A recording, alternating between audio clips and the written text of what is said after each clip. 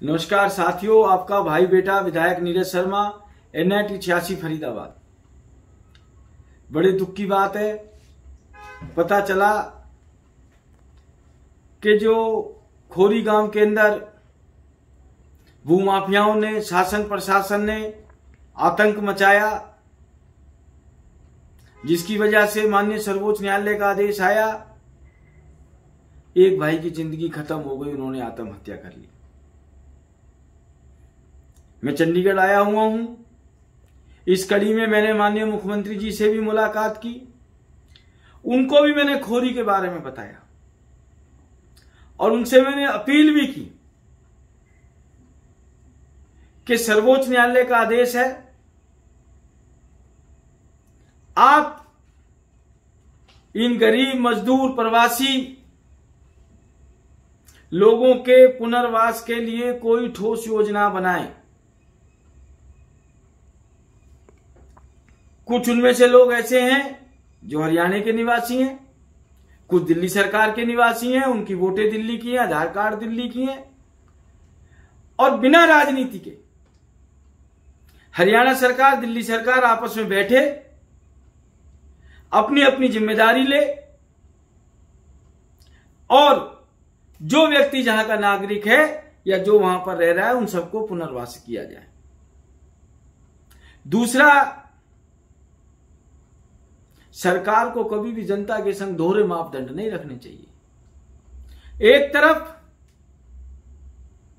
वो जो दिल्ली मुंबई कॉरिडोर निकलना है भारतमाला प्रोजेक्ट के अंतर्गत, वहां अवैध निर्माणों को बचाने के लिए ग्रीन बेल्ट उजाड़ दी गई है। माननीय मंत्री नितिन गडकरी जी पत्र लिख रहे हैं, मैंने विधानसभा में कॉलिंग अटेंशन मोशन लगाया, डिपार्टमेंट ने लिख के दिया, विधानसभा को आश्वासन दिया कि हम अवैध निर्माण हटाएंगे। अवैध निर्माण तो 1 इंच भी नहीं हटा और कई किलोमीटर लंबी ग्रीन बेल्ट तबाह कर दी। NHAI से बात करो, वो एडमिट करने को तैयार नहीं कि किसकी परमिशन से उन्होंने ग्रीन बेल्ट काटी। HSBP से बात करो, वो भी जिम्मेदारी लेने को तैयार नहीं। वन की जमीनें, हमें वन भी चाहिए, ऑक्सीजन भी चाहिए, पर्यावरण भी चाहिए। एक तरफ गरीब उजाड़े जा रहे हैं और दूसरी तरफ मात्र कुछ अवैध निर्माणकर्ता जो कोर्ट कचहरी सब जगह केस हारे पड़े हैं, उनको बचाने के लिए हरित पट्टी गायब, प्रोजेक्ट की DPR में बदलाव, और फरीदाबाद की जनता पे कई सौ करोड़ का आर्थिक वजन पड़ने वाला है। सीवरेज की लाइन शिफ्ट होगी, बिजली की लाइन शिफ्ट होगी, ट्यूबवेल शिफ्ट होंगे, सबका पैसा लगेगा। और इस कड़ी में आप सबको पता है, जो हमारे फरीदाबाद से सांसद हैं माननीय कृष्णपाल गुर्जर जी, मैं उनसे अपील भी करना चाहूंगा।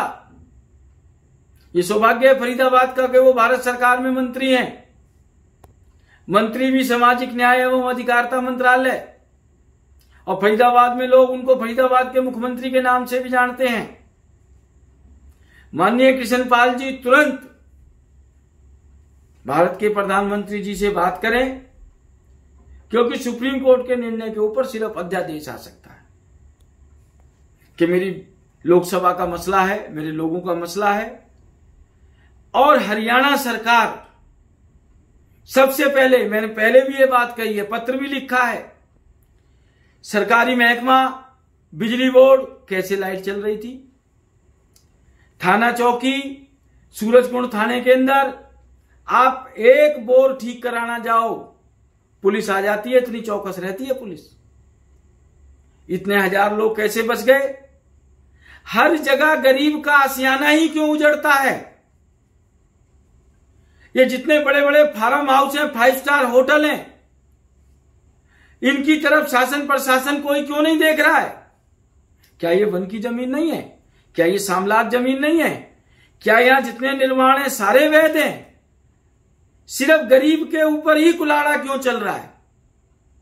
जितने सूरजकुंड थाने में इंचार्ज रहे हैं, सबके खिलाफ डिपार्टमेंटल इंक्वायरी हो, बिजली बोर्ड के अधिकारियों के खिलाफ कार्रवाई हो, नगर निगम अधिकारियों के खिलाफ कार्रवाई हो, शासन प्रशासन के अधिकारियों के खिलाफ कार्रवाई हो, चाहे कोई भी राज हो। और सबसे पहले ये जो भूमाफिया हैं, जिन्होंने गरीबों को फंसाया, पैसे लेके उनको बिठाया, उन भूमाफियाओं के खिलाफ जो लोग बेचारे मर गए, जो आत्महत्या कर रहे हैं, उनकी हत्या का पर्चा भी दर्ज होना चाहिए। मेरी शासन प्रशासन से ऐसी मांग है।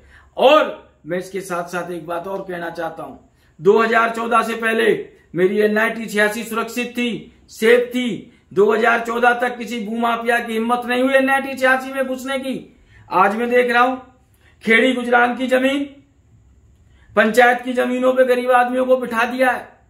बार बार चंडीगढ़ में सरकार को आगाह कर रहा हूं कि साहब आज जमींदार भी जिंदा हैं, वो भूमाफिया भी जिंदा हैं, और वो गरीब आदमी भी जिंदा हैं, जिन्होंने जिंदगी भर की पूंजी लगा दी। उनको पता ही नहीं बेचारों को कि कागज तो कर दिए 11 नंबर किले के, और 40 नंबर किला पंचायत की जमीन है, उनको पंचायत की जमीन में बिठा दिया है कि तुरंत प्रभाव से वहां जांच कराए, ऐसे भूमाफियाओं को जेल के अंदर डाले, और इतनी सख्त सजा दे सरकार।